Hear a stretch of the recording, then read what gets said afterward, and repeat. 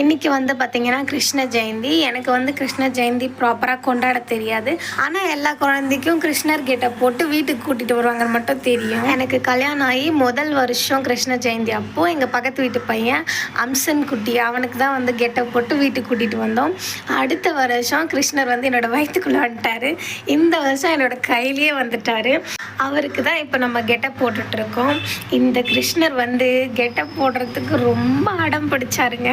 இதெல்லாம் வாங்கிட்டு வந்தேன் நான். ஆனால் கிருஷ்ணருக்கு வந்து வேட்டி வாங்க மறந்துட்டேன். ஆக்சுவலாக தம்பிக்கு வந்து வேட்டி சட்டை இருக்குது, ஊரில் இருக்குது. அவன் பிறந்ததுமே அவங்க மாமா வந்து வேட்டி சட்டை வாங்கிட்டு வந்துட்டான். ஆனால் அதெல்லாம் ஊரில் இருக்குது. இந்த பூபு கண்ணாக்கு வந்து ரொம்ப இரிட்டேட்டிங்காக இருந்தது நாங்கள் ரெடி பண்ணுறது.